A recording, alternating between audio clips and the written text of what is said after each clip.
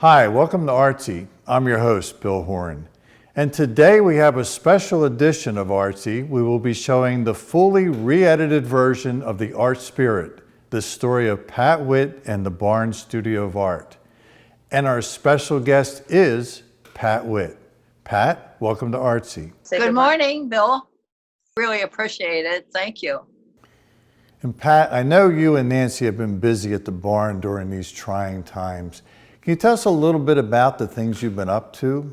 This time of our dilemma, it's very difficult for everyone, especially for the Barnes Studio of Art, because not having the children ages 3.5 up to teenagers to adults, it's very difficult that they're not getting nature studies or art lessons or pottery lessons. And I miss that energy. They are just beautiful, wonderful children. The good thing about it is that Nancy formed the classes out at the Bircham Farm with adults and with Larry Francis teaching. So they're there every Tuesday from 4 to sunset. So far, the weather's been great at Bircham Farm.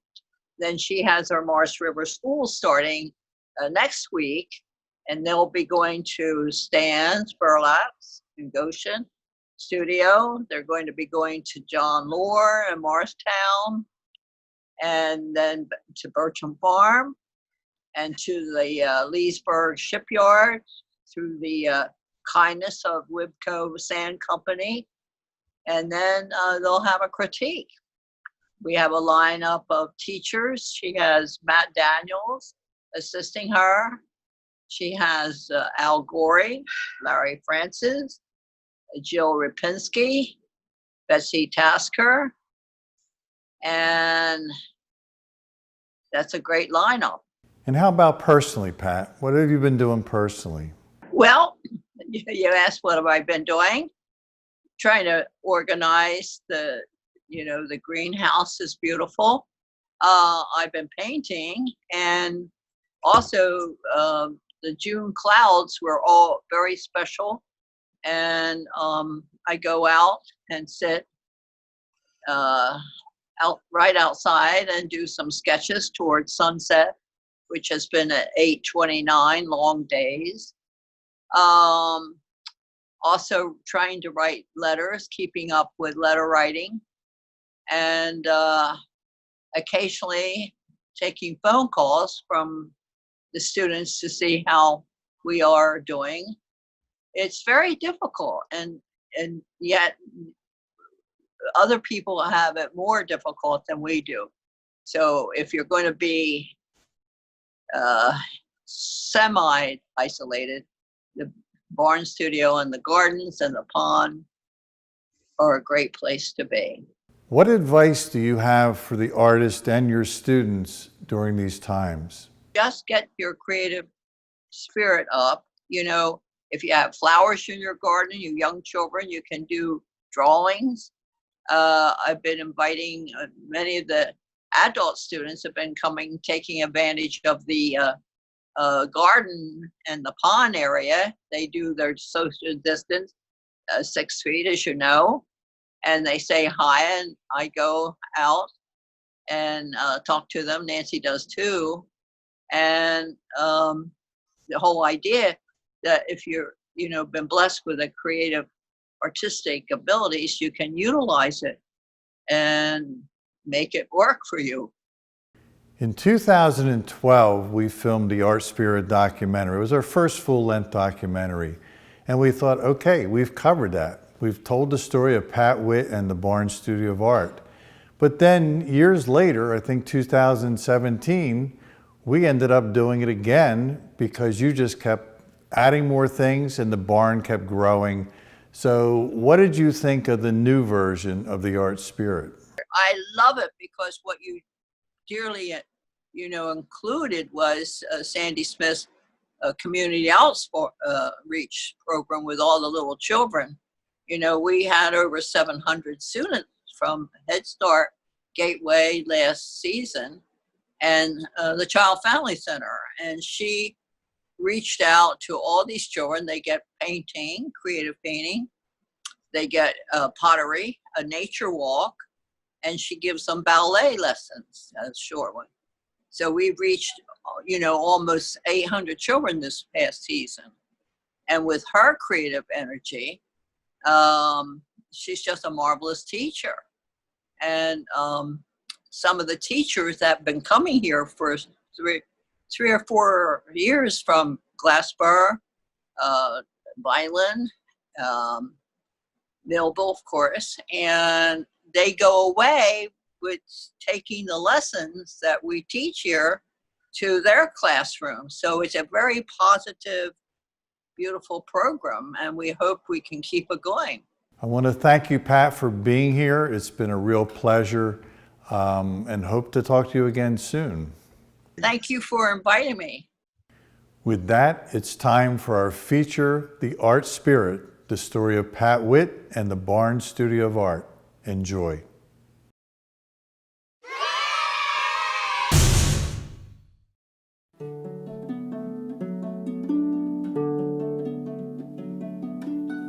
As an artist, Pat Witt started early, painting in a barn, and she's still painting in one.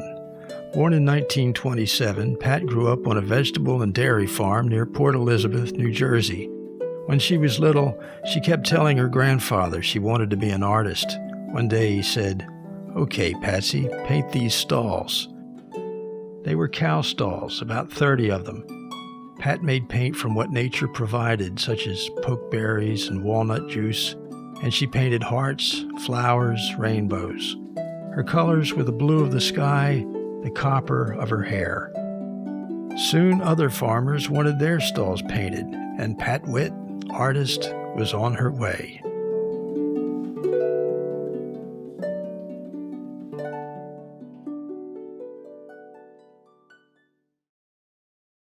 There's a saying that show me some work you love, then you haven't worked a day in your life. I look at that beautiful place. I'm so fortunate. I've worked hard for that.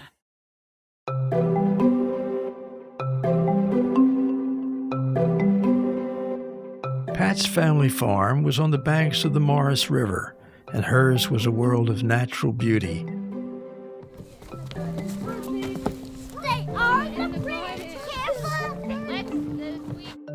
This beauty became linked with art in her mind. Her parents would say, "Patsy, come out and see this winged dinger of a sunset," where she would see in the wings of a butterfly patterns like those she had painted in the stalls. Nature filled her life, and she would place that life into her art. It takes the nerves of steel. It takes perseverance. And no matter what the challenge of the morning, when you wake up in the morning, it's going to be your day.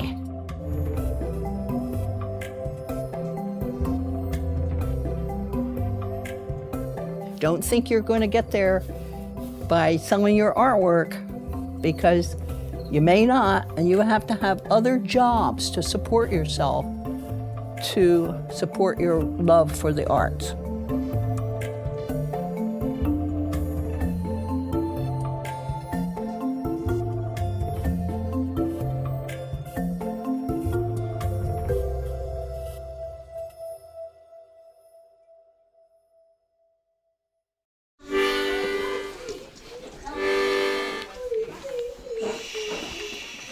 Rusty. Now we're going to really look and see. Have you started drawing, Olivia, already? Good. All right, I want all of you to look over at your still life that you just created, and you're going to try to draw it the way you see it. So you can begin now, and we're not going to talk, are we? Listen to yourself draw. The first summer that I studied at the Birchman's Farm in the landscape class, I was one of the only men that was in this class that summer. And so the Birchman twins would always have a chore for me to do, and a can to open or a barrel to roll somewhere. And Pat used to offer my services to the Birchmans all the time. I would take care of something. But Pat called me Gary, and she continued calling me Gary for 2 years. And I was a little intimidated by the whole thing. So I said, I'll just be Gary. Well, one day, Pat was doing a demonstration of the sunset, and she always asked these rhetorical questions back to the group. And she said, so that's right, isn't it, Gary? And all the students looked around and they said, Pat, who's Gary? And she pointed at me and they said, that's Stan. She goes, well, he looks like Gary to me. I've learned more from her over these past 12 years than I think I could have ever learned from just a book alone. She's like 35 books and 20 movies, everything compiled into one, and she can just spit it back at you whenever you need it. Anything you ask her, she usually has an answer, or if it's not an answer, it's usually the Socratic method, which somehow makes you realize you already knew the answer. So that's the Pat Witt way. In 1962, Pat approached her cousin, Edith Clunn, who owned a farm on the outskirts of Millville, and said she wanted to buy 2 acres. Why? Edith asked. Did Pat want to be a farmer? Well, not really. What Pat wanted was the barn. Her mother loaned her $1,000, and Pat went into the art business. But wait, there was more to it than that. Edith liked birds, and she would hear one singing and ask Pat what it was. Luckily, Pat often knew. That's a barn swallow, she might say. So, as Pat tells it, she acquired the barn by passing a bird test. Edith's barn became the barn, which soon became a school, an art school now celebrating its 56th anniversary.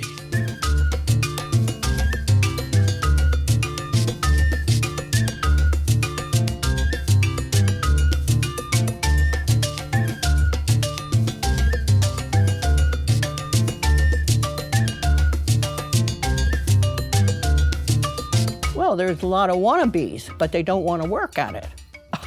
I've seen it time and time again. And years ago in art school, the kids that had the most paint on their clothes were not artists.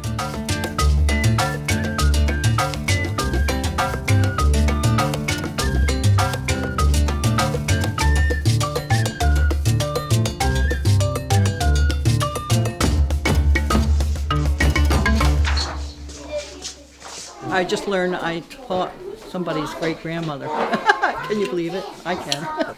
And it's such a happy place because this is where they can come and freely create and make mistakes. And as my great mentor, Morris Blackburn, taught us to dare to be lousy. That was his always telling us at the Pennsylvania Academy of Fine Arts, dare to be lousy.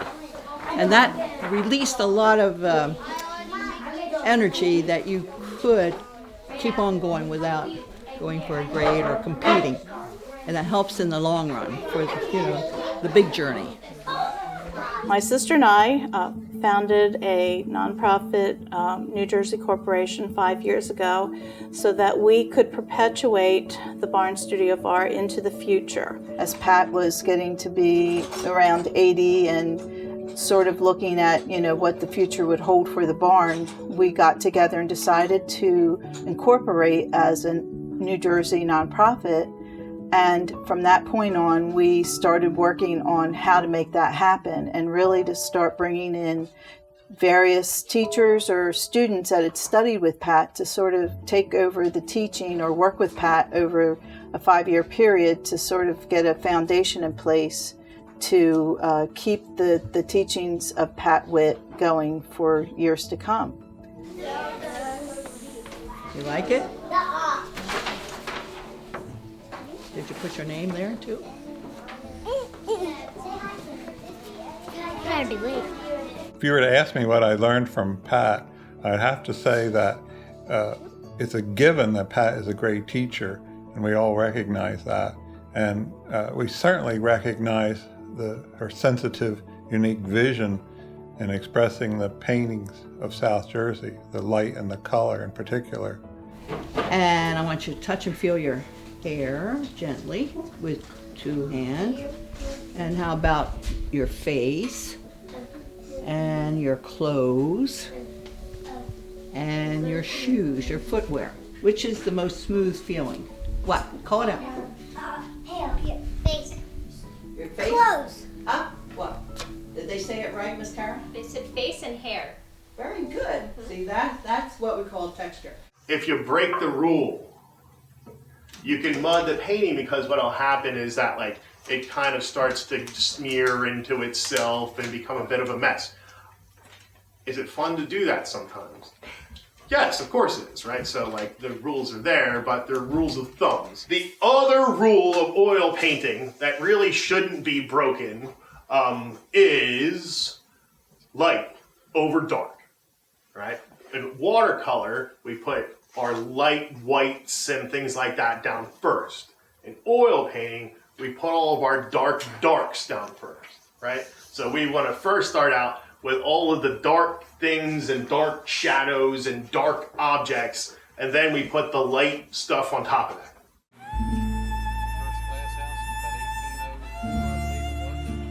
The barn grew, both in size and influence.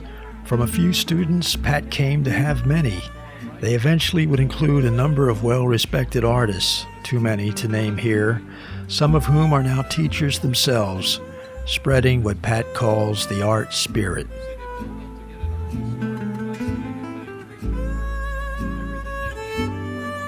Because we were farm girls, most of our lives was spent along the Morris River here. If I wanted to come down and see the twins, Jeanette and Janice Burcham, I would get in a rowboat and row down here.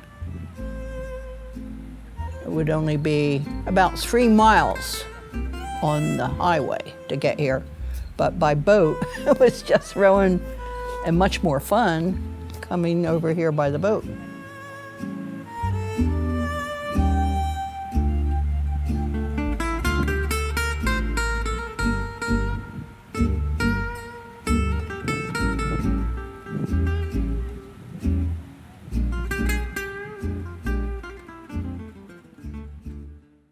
Fred, who's our custodian, found it in the trash.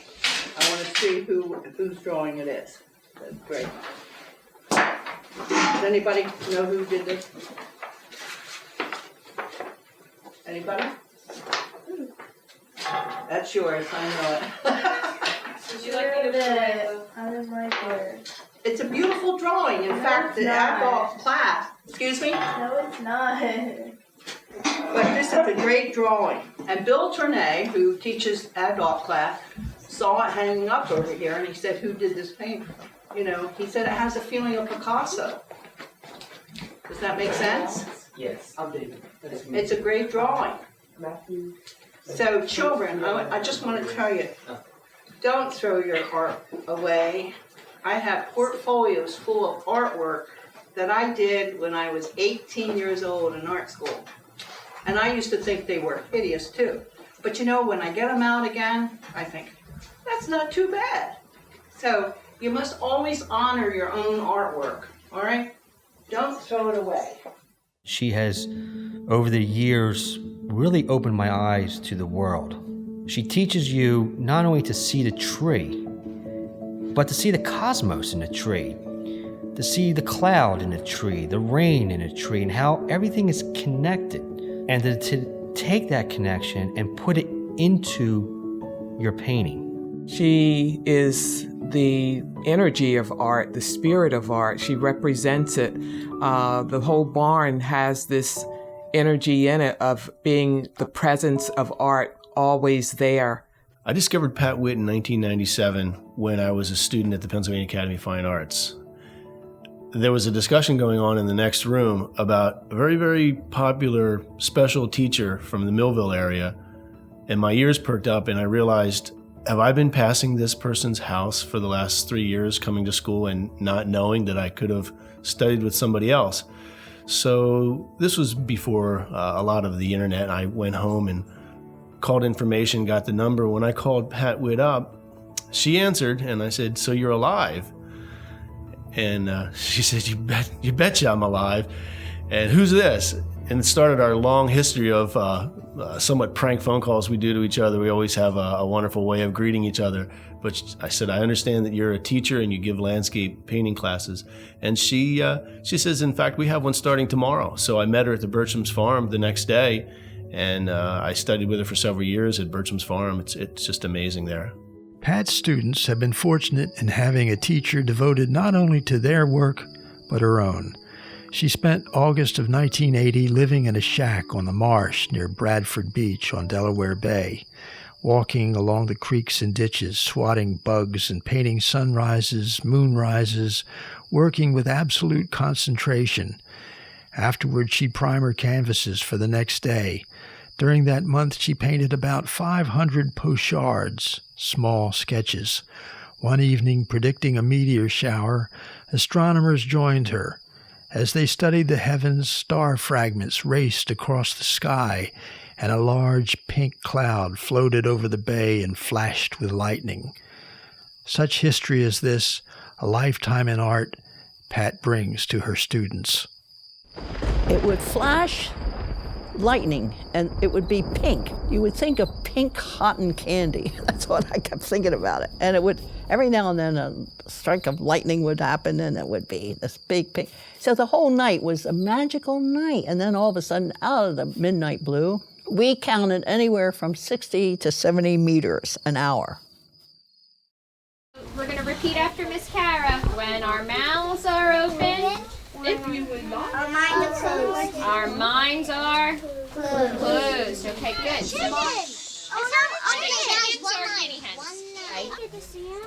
The barn students head off on a nature walk, their path uncluttered. Their lives, though, will meet obstacles, as Pat's did early in school. She didn't want to add and subtract, but to paint and draw. The result, while other children sat in their classrooms, Pat stood out in the hall. This continued into high school. Punishment, hallways without nature, beauty, or butterflies. Just walls with one flat coat of paint.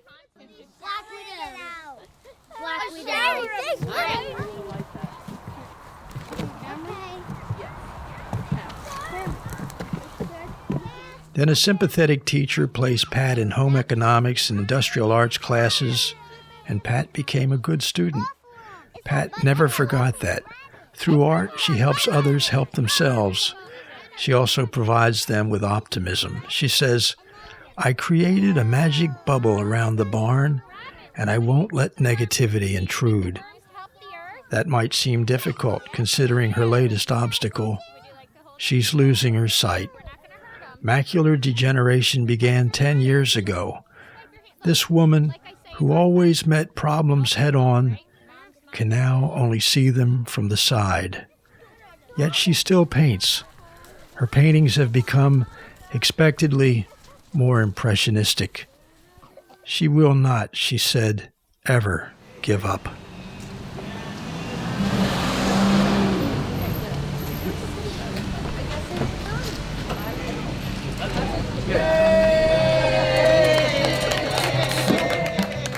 Pat says, "Thank God for this day, and come what may."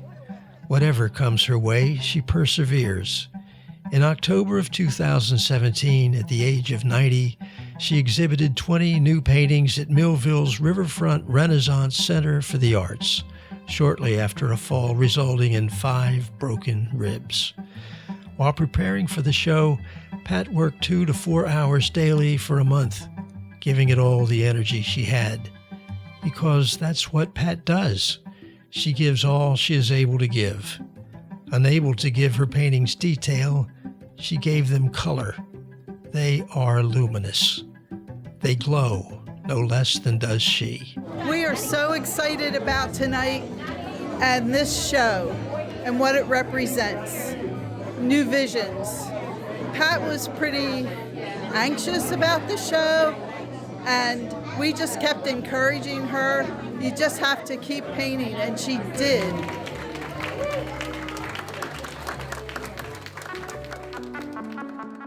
People are getting so, I notice this all the time, they're not contacted with the world. It could be frightening. 10 years ago, the Barn Studio began a free community outreach program. Every Tuesday, sometimes more often, young children visit from Millville, Glassboro, Swedesboro, Williamstown, and Vineland. There, during a 2-hour workshop under the guidance of coordinator Sandy Smith, they are exposed to painting, classical music, and ballet. When I began at the barn, we had 2 classes that would meet at the barn for the community outreach. And over the past 10 years, we've grown to having 700 children come through the barn doors to learn about Pat's philosophy of education. Pat teaches directly, hands-on, but also by the Socratic method. She asks questions, and by the replies, her students learn more thoroughly than if she were to provide the answers. Each student is guided, not forced. How effective is the program? Look not only at the paintings, but at the faces of these children, their happiness and pride.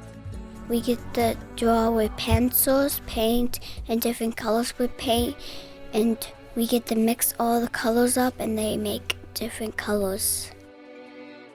I like to be an artist because I paint good. I like art because there's no mistakes. Mostly everybody in the world loves art, I think. There have been generations of children who have come through here and are influencing as adults their children, their grandchildren, and it's just perpetuating this wonderful thing that Pat established all these years ago. Many people told her that you have to leave this area to accomplish anything in life.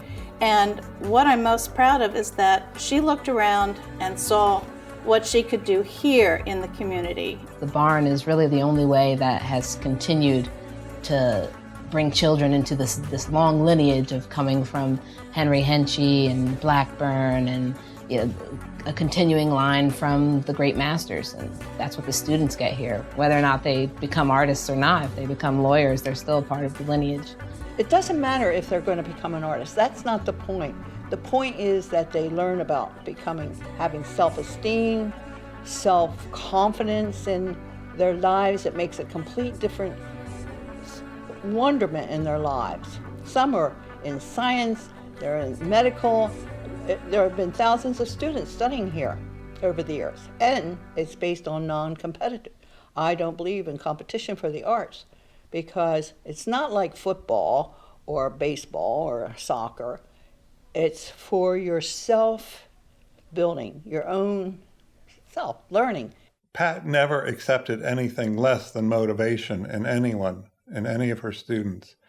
And a large part of what Pat was about, or is about, is that one can participate and be part of the wonderment and magic of life. Everyone who's experienced Pat has a different story, but it all turns down to this idea that she contains and holds so much information and is able to wield you and give you self-confidence and build up your ego while teaching you so much information. I'm very proud of my mother because I have watched through the years her be a visionary in this area. All right. So, all right, each one of you now are going to make believe. A child's mind is much more active and conscious when they are surrounded with and participating in art programs. We had people approach us and tell us stories, take us aside and say, if it wasn't for the barn, I wouldn't be alive today. Art relates to everything in the world. It relates to religion, it relates to history, geography, everything, science. There isn't one thing that art doesn't relate to.